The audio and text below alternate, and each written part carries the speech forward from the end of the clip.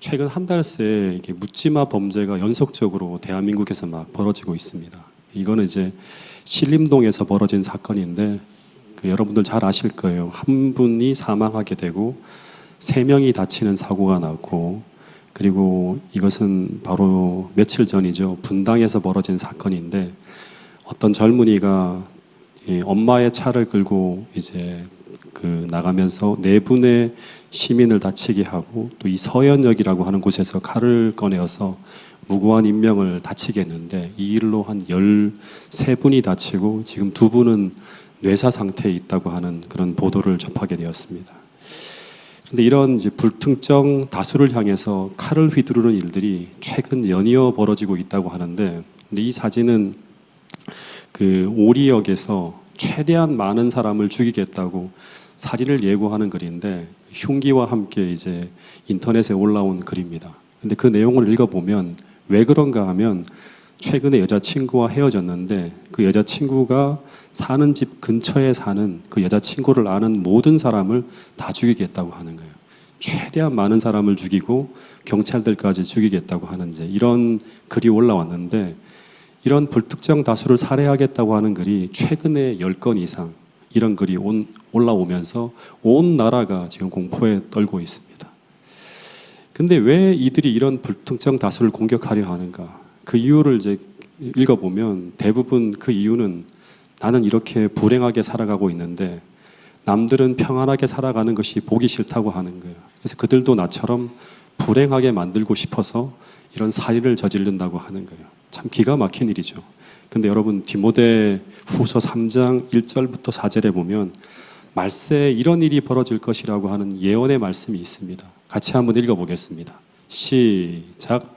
너는 이것을 알라. 말세에 고통하는 때가 이르러 사람들이 자기를 사랑하며 돈을 사랑하며 자랑하며 교만하며 비방하며 부모를 거역하며 감사하지 아니하며 거룩하지 아니하며 무정하며 원통함을 풀지 아니하며 모함하며 절제하지 못하며 사나우며 선한 것을 좋아하지 아니하며 배신하며 조급하며 자만하며 쾌락을 사랑하기를 하나님 사랑하는 것보다 더하며. 무정하며 원통함을 풀지 아니하며 사나우며 선한 것을 좋아하지 아니하는, 이것이 말세에 고통하는 때가 이를 때 벌어지는 일이라고 하는 거예요. 근데 종말에 보면 노아 홍수 당시에도 노아 홍수 직전에 세상의 상황을 묘사하는 이 모세의 글을 보면 강포와 폐괴, 어떤 번역에 보면 포악함, 이게 포악함이라고 하는 것은 폭력이거든요. 이것이 세상에 가득 찰 것이라고 하는데 지금 그런 세상이 벌어지고 있다고 하는 것입니다. 그리고 이 사진은 2022년도에 이제 전 세계 전쟁이 진행 중인 지역을 쭉 표시했는데 아프리카, 아시아, 유럽의 수많은 곳에서 지금 내전과 국제 분쟁이 진행되어지고 있다고 하는 거예요. 여러분, 그래서 지금 세상은 이 사회도 그렇고 국가 간, 민족 간에도 모든 것들이 다 서로 사랑하는 것이 아니라 서로 대적하고 다투는 전쟁터로 변하고 있는 세상이 지금 이 마지막 시대를 지나가는 이 세상의 모습이라고 하는 거예요.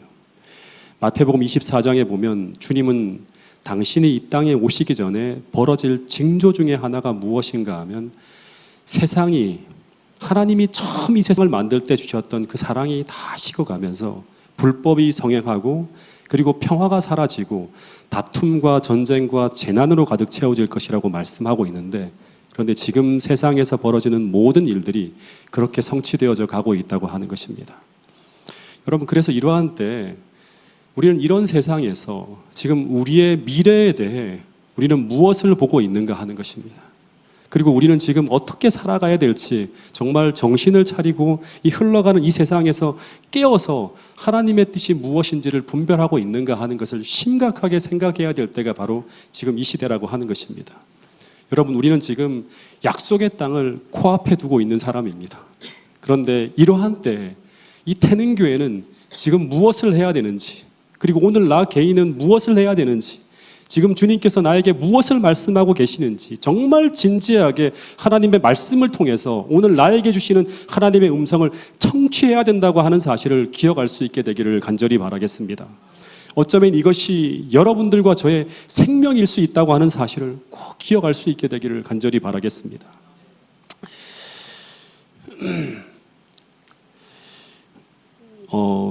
그리스의 유명한 철학자 중에서 이 디오게네스의 이야기 중에 이런 이야기가 있습니다. 이 사람이 어느 날 아테네의 가장 번화한 그런 시장을 쭉 지나가고 있었는데, 근데 대낮에 이 사람이 등불을 켜들고 무엇인가를 열심히 찾으면서 이 번화한 아테네 거리를 돌아다녔다고 합니다. 그런데 이 디오게네스를 본 이 디오게네스의 제자 중에 한 사람이 이 디오게네스에게 쫓아가서 이렇게 물었대요. 뭐라고 물었는가 하면, 선생님 대체 왜 대낮에 이런 등불을 들고 다니냐고. 그러자 이 디오게네스가 말하기를 뭐라고 하는가 하면, 나는 이 어두운 세상에서 사람을 찾고 있다고 하는 거예요. 그러자 이 제자가 하는 말이, 아니 선생님, 이곳은 가장 사람들이 많이 다니는 시장인데 근데 사람을 찾고 계신다니 무슨 말이냐고 했더니, 이 디오게네스가 하는 말이, 나는 그냥 사람이 아니라 참 사람을 찾고 있다고 하는 거예요. 그래서 등이라도 이렇게 들고 나서면 그런 사람을 찾을 수 있지 않을까 해서 이렇게 등을 들고 사람을 찾고 있다고 하는 것입니다. 그런데 여러분, 이렇게 대낮에 등불을 들고 사람을 찾으러 나선 이 디오게네스처럼 이 어두운 세상에서 하나님도 이 마지막 시대에 등불을 켜고 사람을 찾고 있을까요? 여러분, 하나님도 6,000년 동안 세상 이곳저곳을 등불을 들고 다니시면서 사람을 찾고 있다고 하는 이야기가 나옵니다. 그런데 하나님께서 찾고 계시는 그 사람은 어떤 사람일까요? 예레미야 5장 1절에 보면 이런 말씀이 있습니다. 같이 한번 읽어보겠습니다. 시작. 너희는 예루살렘 거리로 빨리 다니며 그 넓은 거리에서 찾아보고 알라. 너희가 만일 정의를 행하며 진리를 구하는 자를 한 사람이라도 찾으면 내가 이 성읍을 용서하리라. 유다가 멸망하기 직전이에요. 하나님은 예레미야에게 사람을 찾으라고 말씀하고 있는 거예요. 근데 하나님이 찾으시는 사람은 어떤 사람인가 하면 두 가지가 나오죠.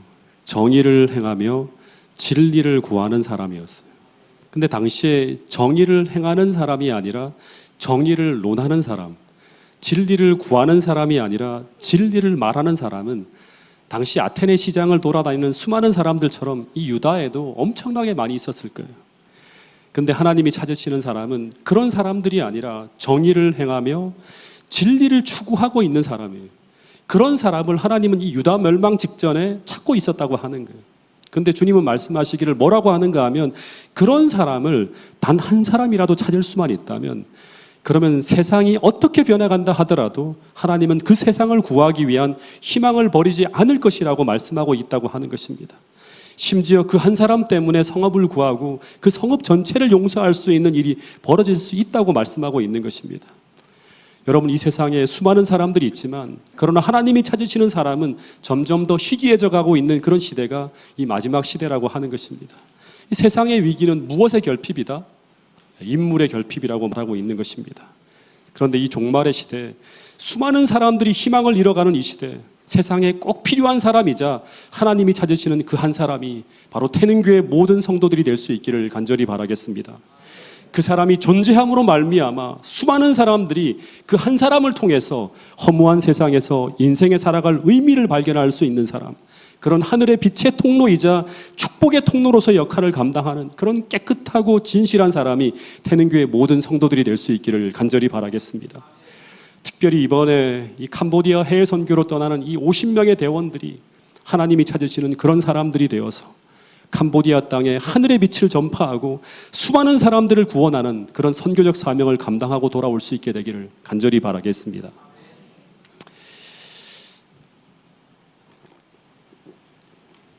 이 창세기를 6장까지를 쭉 읽어보면 창세기 3장에 죄가 들어오고요. 창세기 4장으로 흘러가면 세상은 급속도로 어두워져 가고 있습니다. 그리고 5장, 6장에 보면 노아 홍수라고 하는 세상의 종말이 다가오고 있습니다. 그런데 그때 하나님은 동시에 어떤 일을 하고 있는가 하면 세상을 구원할 인물을 찾고 있었습니다. 그러면서 창세기 5장에 이 셋의 후손의 족보가 쭉 나오는데, 그런데 그 중에 두 사람이 그 종말의 때 세상을 구원하기 위해 하나님이 찾으시는 사람으로 등장합니다. 그 사람이 누구하고 누구죠?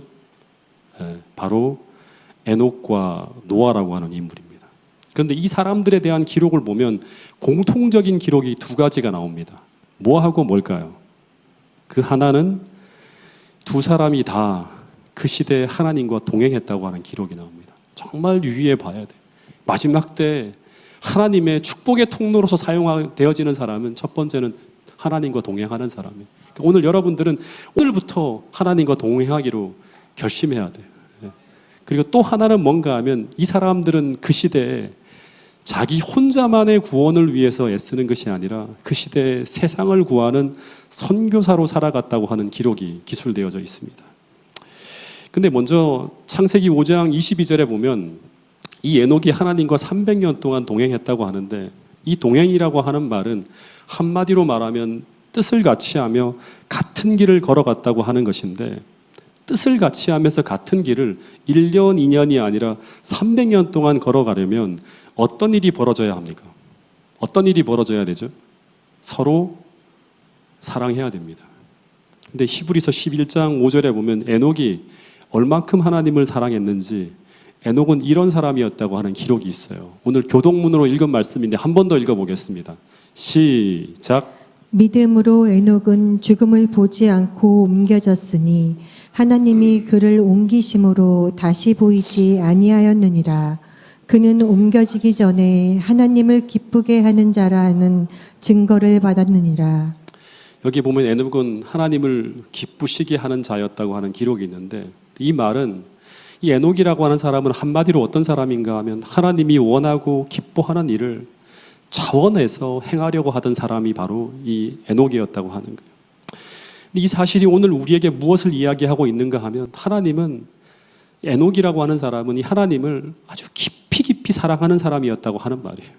그래서 하나의 결론은 무엇인가 하면, 에녹이 에녹되게 했던 가장 중요한 것은 바로 에녹은 하나님을 정말 사랑하는 사람이었다고 하는 거예요.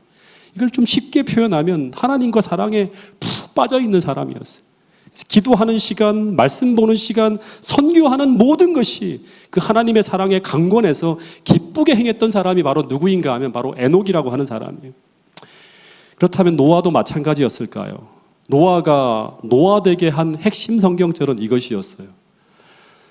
창세기 6장 8절 9절에 보면 노아는 여호와께 은혜를 입었다라는 이제 말씀이 나오는데, 이 하나님의 은혜를 입었다고 하는 것은 쉽게 말하면 그는 하나님의 사랑을 받았다고 하는 말로 바꿔도 아무 문제가 없는 단어예요. 이 말은 원문에 보면 제가 몇 번을 아마 설교를 통해 말씀을 드렸을 거예요. 모세가 기록하기를 노아가 마치 그 하나님의 눈 속에서 그 하나님의 은혜를 발견하고 있는 것처럼 노아는 그 하나님의 생생한 사랑을 경험하며 살아간 사람이었다고 기록하고 있습니다. 즉 이 말은 마치 그가 기도할 때마다 하나님께서 이 세상을 얼마나 사랑하시는지 그분의 애타하는 표정을 마치 보는 것처럼 그렇게 하나님의 사랑을 생생하게 느끼며 살아갔던 사람이 바로 누구인가 하면 그 마지막 때 하나님을 위해 일했던 노아라고 하는 사람이라고 하는 것입니다. 그 죽어가는 영혼을 향한 그 절절한 하나님의 사랑을 느끼면서 그는 노아 홍수가 벌어지기 전 그 시대를 본받지 않고 그 마음의 변화를 받아 하나님의 선하시고 기뻐하시는 그 하나님의 뜻을 기쁘게 행했던 사람이 바로 누구인가 하면 하나님과 120년 동안 동행했던 노아라고 하는 인물이라고 하는 것입니다. 여러분이 멸망해가는 세상을 바라보며 눈물을 흘리시며 애타하시는 그 하나님의 눈망울을 노아처럼 우리 태능교회 모든 성도들도 기도하는 자리에서 바라볼 수 있게 되기를 간절히 바라겠습니다. 그리고 그 마음을 가지고 이 종말에 시대를 거스르며 하나님과 동행하고 더하여서 노아처럼 세상을 구원하기 위해 구원의 방주를 짓는 일에 동참하기로 결심하는 그런 사람들이 태능교회 모든 성도들이 될 수 있기를 간절히 바라겠습니다. 여러분, 그래서 오늘 우리가 정말 이 마지막 시대에 노아처럼 살고 싶다면, 에녹처럼 살기를 원한다면, 그렇다면 성경은 일관되게 한 가지의 분명한 방법을 제시하고 있는데, 그것은 바로 우리도 에녹처럼 노아처럼 그렇게 하나님을 사랑해야 된다고 하는 사실입니다. 여러분, 그런데 지금 수많은 사람들이 하나님과 사랑에 빠지는 것이 아니라 이 죄악 세상에서 죄악과 사랑에 빠져 살아가는 사람들이 너무나 많다고 하는 것입니다. 그런데 그 죄악 세상에서 헤어나올 수 있는 유일한 방법은 그 사랑의 대상이 바뀌어지는 것이라고 하는 사실을 기억할 수 있게 되기를 간절히 바라겠습니다. 그래야지만 우리는 시대를 거슬러서 하나님의 거룩한 도구로 살아갈 수 있다고 하는 사실을 꼭 기억할 수 있게 되기를 간절히 바라겠습니다. 그러면 이제 이 에녹의 생애를 한번 처음부터 좀 살펴보면 에녹이 태어난 연도가 언제쯤 될까요? 아담 창조 후 622년이 지나갈 때 야렛의 아들로 태어납니다. 그런데 이 에녹이 태어날 당시의 환경을 보면 아담 할아버지도 살아 계셨고요. 622세로 살아 있었고요. 그 다음에 셋 할아버지도 492세 살아 있어요. 에노스도 387세로 살아 있고 게난도 297세로 살아 있고 마할랄렐도 227세로 살아 있습니다. 그리고 아버지 야렛도 162세로 창세 후 그때까지 태어난 모든 사람들이 하나도 죽지 않고 모두 함께 살아가는 그런 시대였다고 하는 거예요. 그러니까 창세 이후로 모든 사람들이 사고로는 죽을 수 있지만 노화로 죽는 사람이 없는 그런 시대예요. 그리고 조금만 이제 집 밖으로 나가면 출입은 제한되어져 있지만 뭐가 보이는가 하면 에덴 동산이 눈앞에 보이고 있습니다. 그리고 매일 에덴 동산 출입구에서 그룹 천사와 그리고 하나님의 임재의 영광을 상징하는 불칼을 볼 수 있었고, 그리고 아담을 위시해서 모든 신앙인들이 매주 에덴 동산 출입구로 나가서 예배를 드리던 그런 시대가 바로 에녹이 살던 시대입니다. 그래서 우리가 생각할 때 당시 세상은 거의 모든 사람들이 하나님을 부인할 수 없는 대광명의 시대였고, 그래서 그런 좋은 분위기와 좋은 환경 속에서 에녹이라고 하는 영적 거물이 탄생했을 것이라고 생각하는데, 그런데 창세기 4장을 보면 당시 세상은 전혀 그렇지 않았다고 합니다. 여러분, 에녹이라고 하는 사람은 아담 이후에 7대가 지나갈 때 태어난 아담의 7대손이 바로 에녹입니다. 근데 창세기 4장을 보면 가인의 후예들의 족보가 쭉 나오는데 거기도 아담 이후에 가인의 후손으로 7대가 지나갈 때 그때 태어난 사람이 나오는데 그 사람이 누구일까요? 네. 이 사람을 좀 우리가 주목해 봐야 되는데 이 사람이 바로 라멕이라고 하는 사람이에요. 근데 이 사람은 일부 다처에다가 성적으로 막 타락해 나가는 거죠. 그리고 자신의 살인과 잔인함을 찬양하는 시를 쓴 그런 사람이에요. 이 사람은 그 시대의 보편적인 인간의 부패성을 모니터링할 수 있게 만드는 그 시대를 대표하는 또 하나의 사람이라고 하는 거예요. 당시 시대는 이 사람의 이 시를 본다 그러면 자기가 사람을 죽이고 사람을 때리고 폭행하는 이것을 찬양하는 시를 쓸 정도로 강포와 패괴가 가득한 그런 시대가 바로 에녹 당시의 시대라고 하는 것을 볼 수 있습니다. 그래서 부조와 선지자를 보면 이런 기록이 있어요. 이 기록을 같이 한번 읽어보겠습니다. 시작. 자기의 죄에 대한 심한 가책과 아벨이 죽고 가인이 버림을 받은 이중 슬픔으로 아담은 고뇌로 기가 꺾였다. 그는 마침내 홍수로 인한 세상의 멸망을 초래케 할 전 세계의 편만한 부패를 목격하였다. 그러니까 아담은 에녹이 살던 그 시대부터 벌써 홍수로 인한 세상의 멸망을 초래할 전 세계를 편만한 부패로 쫙 흘러가는 그 상황을 목격했다고 하는 것입니다. 그런데 이렇게 급속도로 세상이 타락해 갈 때 그때 하나님은 누구를 부르는가 하면 이 에녹을 부르셨다고 하는 거예요. 그리고 그에게 하나의 계시를 주시는데 선지자가 되는 거예요, 에녹이. 그 계시는 바로 뭔가 하면 홍수로 인해서 세상이 멸망할 것을 보여주는 계시였어요. 그래서 홍수의 계시는 누가 처음으로 받았는가 하면 바로 에녹이라고 하는 사람이 처음으로 받았다고 하는 거예요. 근데 언제 그 홍수가 벌어진다고 했나요? 언제 그 홍수가 벌어진다고 했는가 하면 그 홍수의 시기를 정확히 알려주지는 않았지만 그 홍수가 벌어질 때 나타날 한 가지 결정적인 징조를 말씀해 주셨어요. 그게 바로 뭘까요? 바로 너의 첫째 아들 무드셀라가 죽을 때예요. 네, 무드셀라가 죽을 때. 그때 세상에 홍수가 임하게 될 것이라고 하는 계시를 주셨고, 그리고 실제 이 무드셀라가 죽는 그 해 1650년에 노아의 홍수가 임했다고 하는 사실입니다. 그런데 이 무두셀라가 언제 죽을지 누구도 알 수 없었기 때문에 이 무두셀라가 태어난 직후부터는 언제든지 세상의 종말이 올 수 있다고 하는 거예요. 1844년 이후에 언제라도 예수님이 재림할 수 있다고 하는 것을 알고 있는 우리와 비슷한 그런 이 시기죠. 그래서 에녹이 그의 아들의 이름을 무드셀라라고 하고 지었는데, 근데 이 아들의 이름의 의미가 뭔가 하면 그가 죽을 때, 무드라는 게 하는 게 그가 죽을 때예요. 그 다음에 셀라라고 하는 게 뭐냐 그러면 내가 보내리라고 하는 의미예요. 이것은 에녹이 평생 하나님께서 그에게 주신 그 사명, 세상에 노아 홍수가 다가오고 있고, 그리고 이 엄청난 사건을 대비해서 사람들을 구하기 위해 세상을 경고하고 준비시켜야 된다고 하는 이 기별을 평생 전하며 살아갔다고 하는 것이 바로 이 이름에 나타난 하나의 그 이야기라고 하는 것입니다. 여러분, 그래서 에녹이 살던 시대에 세상에 끝이 오고 있었고, 그리고 에녹은 그 세상 끝에 벌어질 일을 대비하도록 하기 위해서 끊임없이 사람들에게 경고하는 그런 기별을 전했다고 하는 것입니다. 그 이야기가 어디 나오죠? 유다서 1장 14절 15절에 보면 나옵니다. 이 말씀을 같이 한번 읽어보겠습니다. 시작. 아담의 칠대손 에녹이 사람들에 대하여도 예언하여 이르되 보라 주께서 그 수만의 거룩한 자와 함께 임하셨나니 이는 무사람을 심판하사 모든 경건하지 않은 자가 경건하지 않게 행한 모든 경건하지 않은 일과 또 경건하지 않은 죄인들이 주를 거슬러한 모든 완악한 말로 말미암아 그들을 정죄하려 하심이라 하였느니라. 아담의 7대 손 에녹이 이 사람들에 대하여도 예언하여 이르되, 에녹이 사람들에게 예언해서 말했다고 하는 거예요. 뭐라고 예언했는가 하면 보라 주께서 그 수많은 거룩한 자와 함께 임하셨나니 이는 무사람을 심판하사 모든 경건치 않은 자가 경건치 않게 행한 모든 경건치 않은 일을 심판하고 정죄했다고 합니다. 물론 이 이야기는 재림 때까지를 포함하는 계시인데, 하여튼 당시 시대 사람들에게는 종말이 온다고 하는 것이죠. 근데 여러분, 이것이 바로 하나님과 동행한 에녹의 삶이었다고 하는 거예요.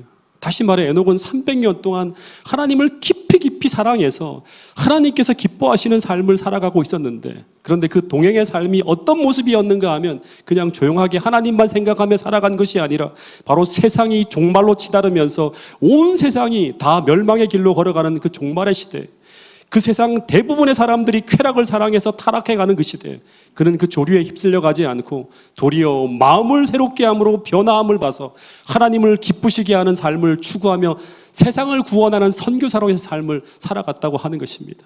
그리고 당시 그 시대 사람들에게 이런 예언을 했다고 하는 거예요. 보라, 주께서 그 수많은 천사와 함께 임하실 것인데 그때 이 세상을 심판할 것이라고 하는데, 그때를 대비해서 주님께서 마련하신 피난처를 찾으라고 하는 경고의 기별을 전했다고 하는 것입니다.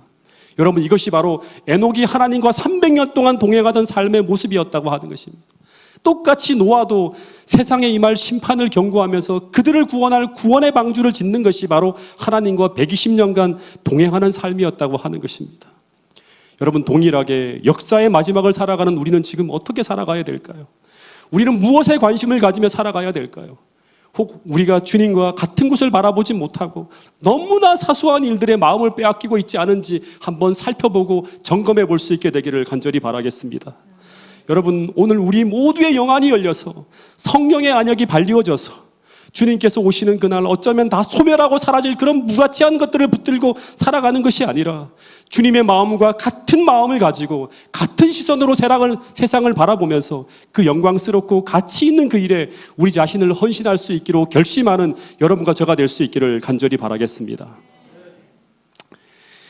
그럼 이제 제일 중요한 부분인 에녹이 또 노아가 어떻게 이런 하나님과 거룩한 동행하는 삶을 살아갔는가 하는 거예요.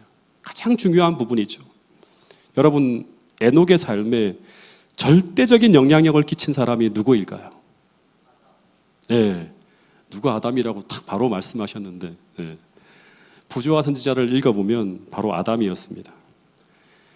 이 에녹이 태어날 때 당시 아담의 나이가 622세였다고 했죠. 그래서 아담은 무드셀라가 태어나는 것을 보았고요. 그리고 에녹이 하나님과 동행하는 것을 다 목격했던 사람이 바로 아담입니다. 근데 이 아담이 930세에 사망하기 때문에 에녹은 318년간 아담과 함께 살다가 아담이 사망한 후에 47년 동안 더 살다가 하늘로 승천합니다. 47년, 아담이 죽고 난 다음에 47년을 더 살아요. 그러니까 에녹은 거의 평생을 아담과 함께 살았던 사람이에요. 그래서 에녹이 하나님과 동행하는데 결정적 영향을 끼친 사람은 무드셀라의 탄생도 있지만 더 정확하게 말하면 아담이었다고 볼 수 있습니다. 근데 당시 아담과 함께 살던 사람들에게 아담은 어떤 존재였을까요? 아담은 노아 홍수 전 시대의 사람들에게 어떻게 보면 예수님과 같은 존재가 바로 이 아담이었습니다. 오늘 우리가 성경을 읽으면서 신앙을 배워나가는 것처럼 당시 사람들은 하나님에 대한 이야기를 모두 누구에게 듣는가 하면 아담에게 듣습니다. 왜냐하면 아담은 그 시대에 누구도 범접할 수 없는 거의 모든 것을 다 하는 가장 위대한 영적 지도자였기 때문이라고 하는 것입니다.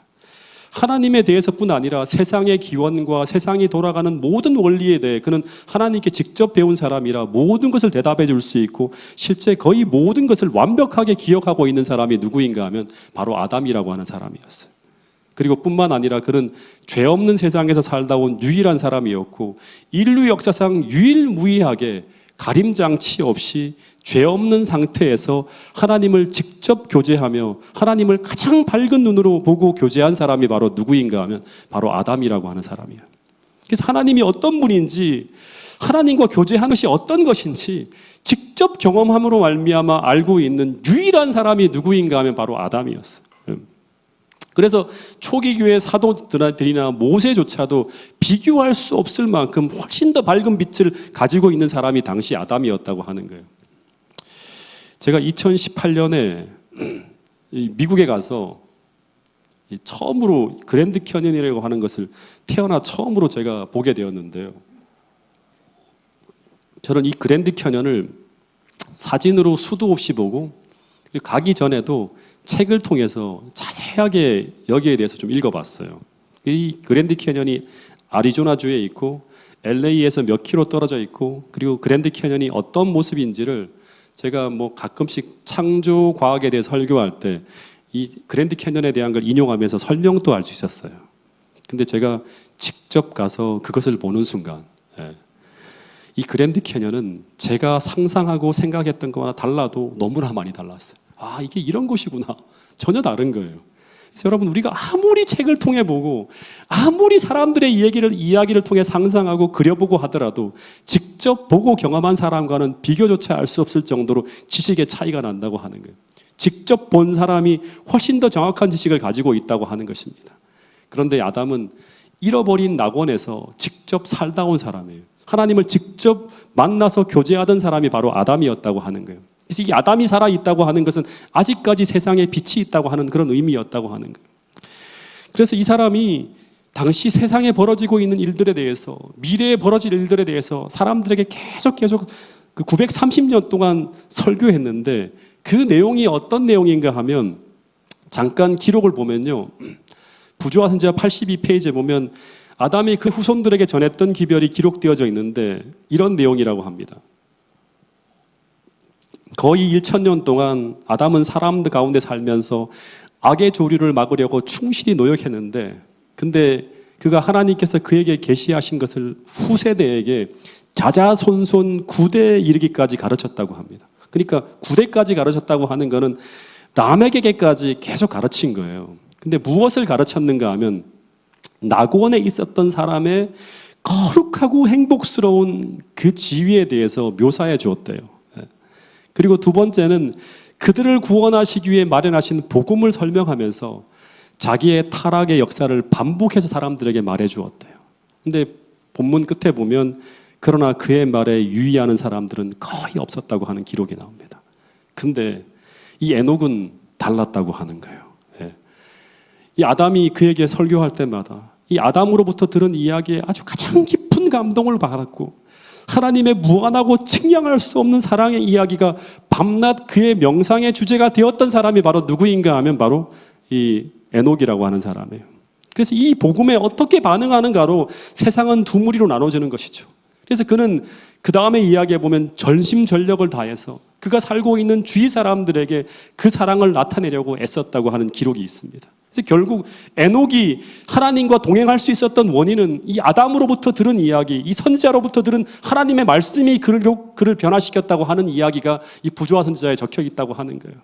그래서 한번 상상해 보면 이 아담은 930년 동안 매 안식일마다 어떻게 했을까요? 그의 모든 가족들을 다 데리고 어디로 갔을까요? 에덴 동산 출입구에 데리고 가서 예배를 드렸을 거예요.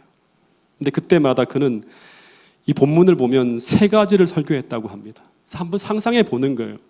그때 그 제사를 집례할 때마다 아담은 당신의 후손들에게 설교를 할 때마다 아마 눈물을 흘렸을 거예요. 그러면서 이런 이야기를 했을 거예요. 얘들아, 내가 태어나서 처음 보았던 그 세상은 지금 같은 이런 세상이 아니었다고. 그 세상은 정말 너무나 아름다운 세상이었다고. 그때 내가 누렸던 그 거룩하고 아름다운 그 행복들을 생각하면 지금 이 땅에서 즐기는 그 어떤 것도, 그 어떤 쾌락도 그 에덴에서 누리던 것에 비하면 정말 아무것도 아니라고 호소하며 외쳤을 거예요. 더하여서 하나님과의 그 교제의 그 기쁨을 알고 있던 그 아담은 하나님이 우리를 얼마나 사랑하는 분인지, 그분과 교제할 때마다 그가 느꼈던 그 행복과 기쁨을 후손들이 알 수만 있다면 아마 그들이 그 땅에서 집착하고 애타는 그 모든 것에서 자유로울 수 있을 것이라고, 절대 그렇게 살지 않을 거라고 아마 호소하지 않았을까 하는 생각이 들어요. 그러면서 그는 창세기 3장에서 벌어졌던 그 타락의 이야기와 그들을 구원하기 위해 마련하신 그 복음 이야기를 930년 동안 세상에 반복하며 외쳤을 거예요. 어떻게 외쳤을까요? 그가 범죄했을 때, 그때 그는 하나님의 율법을 범한 결과로 죽게 될 것이라고 생각하면서 공포에 떨고 있을 때, 그때 그들을 찾아오신 그 하나님의 부르심을 뭐라고 하는가 하면 우리는 복음이라고 하잖아요. 그 복음 이야기를 했을 거예요. 근데 그 복음은 한마디로 하면 뭔가 하면 하나님께서 그들을 그 죄악에서 반드시 구원해낼 것이라고 하는 말씀인데, 근데 어떻게 구해낼 것인가? 그 방법은 한마디로 말하면 내가 너희를 대신해서 죽을 것이라고 하는 거예요. 그래서 하나님이 그것을 보여주기 위해서, 그것이 어떤 의미인지를 알려주기 위해서 당시 한 번도 피 흘린 적이 없는 그 아담의 정원에서 행복하게 돌아다니던 무고한 양을 잡으시면서 그 피를 흘리고 죽어가는 양의 모습을 보여주었는데, 그때 아마 아담과 하와는 너무나 가슴이 아파 볼 수 없었을 거예요. 근데 하나님은 그 죽은 양의 가죽으로 아담과 하와의 옷을 지어 입히시고 에덴 동산 밖으로 함께 나올 때, 그때 하나님께서 이런 말씀을 하지 않았을까 생각해 봅니다. 아담과 하와야, 이 동산에서 너희는 죽어서 나와야 되는데 근데 살아서 나오게 되었다. 그런데 그 이유를 너희는 반드시 알아야 된다고 하는 거예요. 그것은 바로 이 양이 너희를 대신해서 죽었기 때문이라고. 이 양은 먼 날 너희 죄를 대신해 죽게 될 나의 모습을 예고하는 것이라고 말씀했을 거예요. 그런데 이 이야기를 들을 때 아마 아담과 하와는 그 자리에 앉아서 펑펑 울며 통곡하지 않았을까 생각해 보게 됩니다. 그렇게 그들을 사랑하시는 그 하나님이 나의 이 죄 때문에 이 양처럼 이렇게 비참하게 죽음을 당하게 되신다는 이 생각이 그들의 마음에 몰려들어왔을 때, 그때 그들의 마음속에 하나 확실한 변화가 일어나게 되는데, 그것이 바로 무엇인가 하면 그들을 속여서 죄에 빠지게 한 그 마귀가 너무 미워지게 되었다고 하는 거예요. 그래서 마귀와 원수가 되었고, 그러면서 동시에 2번 다시 죄를 짓지 않으리라고 하는 강한 결심이 그들의 마음에 심어지게 되었다고 하는 것입니다. 그런데 이것이 바로 창세기 3장 15절의 그 복음이 우리 마음에 들어올 때 일어나는 변화라고 하는 것입니다. 여러분, 복음이 우리 마음에 들어왔다고 하는 증거는 바로 무엇인가 하면 우리가 하나님을 사랑하게 되었다고 하는 것이고, 그것은 동시에 뱀과 원수가 되어졌다고 하는 것을 말해주는 것이라고 하는 것입니다. 여러분, 이 복음이 마음에 심겨진 사람은 평생 나를 사랑하사 나를 위하여 자기 몸을 버리신 이 하나님을 사랑해서 그분을 기쁘시게 하는 삶을 살기로 결심하게 된다고 하는 것입니다. 그것이 바로 아담으로 하여금 평생 이 복음을 전하는 일에 자신을 바치는 선교사로 살게 한 그런 하나의 모습이었다고 하는 것입니다. 여러분, 제가 침례를 받고 난 후에 그 당시에 제게 신앙이라고 하는 것은 무엇인가 하면 그냥 이 땅에서 행복한 삶을 살기 위한 작은 도구였지 그 이상의 의미는 없었습니다. 그래서 어떻게 하면 이 신앙을 통해서 내가 조금 더 행복하게 살 수 있을까가 제가 교회를 다니는 목적이었습니다. 근데 어느 날, 지금도 제가 생생하게 기억하고 있는데, 어느 시골에서 머물 때였습니다. 시골 생활을 하는 그 집사님을 따라서. 근데 어느 날 새벽 기도에 참석하게 되었는데, 근데 그날 그 장로님께서 하시는 설교가 이상하게 이전과 다르게 제 마음에 와닿기 시작했어요. 그러면서 제가 하나님이 나를 이토록 사랑하시는구나 하는 걸 느끼게 되었고, 신앙은 이렇게 해야 되는구나. 근데 나는 왜 이렇게 살고 있을까? 그러면서 그 몇 주간, 몇 달간이죠, 매일같이 깊이 회개하며 기도하는 때가 있었어요. 마치 에녹이 무드셀라를 낳은 후에 그 설교가 다르게 들려오기 시작하는 것처럼, 말씀을 펴볼 때마다 다르게 보이기 시작하는 것처럼, 제가 그 시골에서 시대의 소망 이야기를 읽으며 울고 또 회개하며 얼마나 이 하나님 사랑 때문에 울었는지 그때의 기억이 잊혀지지 않습니다. 고추모를 심으면서 울고, 하늘을 봐도 울고, 밭을 개간하며 돌을 치우면서 울고 또 울며 그 사랑에 감동되어 보냈던 그때, 저는 어떤 생각을 했는가 하면, 주님을 위해서라면 다 드리고 싶었고, 그 어떤 힘든 것도 주님을 위해서라면 그때는 다 해낼 수 있을 것 같았어요. 주님을 위해서라면 그 어떤 것도 아깝지 않았고, 제 도움이 필요되는 곳은 어떤 곳이라도 주저하지 않고 제가 다 움직이며 하려고 했던 그 순수했던 한 시절을 저는 뚜렷이 기억을 합니다. 그런데 그때 저는 저의 그때 그 선함과 진실함이, 저는 제 바탕이 그렇게 좋아서 그런 줄 알았는데, 근데 그렇지 않고 시간이 지나고 난 후에 알게 되었는데, 그것은 바로 하나님께서 제게 보여주셨던 그 십자가의 사랑 때문이었음을 저는 나중에 알게 되었습니다. 왜냐하면 그 십자가에서 멀어지면 저는 영락없는 이기적인 인간으로 변하게 되는 것을 알게 되었기 때문입니다. 여러분, 아담부터 지금까지 결국 하나님의 사람들은 이 창세기 3장 15절에서 시작되어진 바로 이 십자가의 사랑에 빠진 사람들이었다고 하는 것입니다. 그 사랑 때문에 순종하고, 그 사랑 때문에 선교하고, 그 사랑 때문에 봉사하고, 그 사랑 때문에 희생하고, 그 사랑 때문에 심지어 순교하면서 그 사랑 때문에 하나님을 기쁘시게 하는 자로 살아갔던 사람들이 바로 진정으로 복음이 그 안에 담겨진 모든 사람들이라고 하는 것입니다. 창세기 3장 15절에 이 십자가의 사랑이 아담에서 에녹으로 노아로 계속 이어지면서 계속 하나님 동행하는 사람들이 등장합니다. 그러다가 이제 역사의 마지막으로 이 십자가의 사랑을 보며 회개하고 거듭나서 이 마지막 시대에 그 하나님의 사랑을 가지고 하나님을 맞이할 준비를 하는 그런 사람들이 등장하는데, 그 사람들이 바로 오늘 우리들이라고 하는 것입니다. 여러분, 그래서 하나님은 역사의 초기에도 에녹과 노아를 찾은 것처럼, 사도행전에서 바울을 찾으신 것처럼 오늘 동일하게 그런 십자가의 사랑에 빠진 사람을 찾고 있다고 하는 사실을 기억할 수 있게 되기를 간절히 바라겠습니다. 근데 하나님이 찾으시는 그 사람이 바로 오늘 저와 여러분들이 될 수 있기를 간절히 바라고요. 그 사람들이 오늘 캄보디아 사역지를 향해 떠나는 52명의 선교자가 될 수 있기를 간절히 바라겠습니다. 이제 마지막으로 좀 조용히 눈을 감고 성령을 통해서 그 5300년 전 에녹이 아담을 통해 정말 가슴이 사무치게 들었던 그 설교를 우리도 들을 수 있게 해달라고 기도할 수 있기를 간절히 바라겠습니다. 그리고 우리가 잃어버린 그 낙원이 어떤 곳인지, 우리가 잃어버린 그 기쁨과 행복이 무엇인지를 제발 성령을 통해서 깨닫게 해달라고 기도할 수 있는 여러분과 저가 될 수 있기를 간절히 바라겠습니다. 그리고 다시금 우리 마음에도 6000년 동안 하나님과 동행하던 모든 사람들의 가슴에 불타올랐던 그 그리스도의 십자가의 사랑을 다시금 우리의 마음에 부어달라고 기도할 수 있는 여러분과 저가 될 수 있기를 간절히 바라겠습니다. 아담이 보았고, 에녹이 보았고, 노아가 보았고, 바울이 보았던 그 사랑, 그들의 신앙을 정결하게 하고 순결하게 해서 주님과 평생 동행하게 만들었던 그 사랑을 오늘 우리의 마음에도 부어달라고 다 함께 기도할 수 있는 태능교회 모든 성도들이 될 수 있기를 간절히 바라겠습니다. 그리고 그 마음을 가지고 땅끝까지 복음을 전파하며 주의 오실 길을 예비하는 사람들이 오늘 태능교회 모든 성도들이 되실 수 있기를 간절히 바라면서 오늘 말씀을 줄이도록 하겠습니다.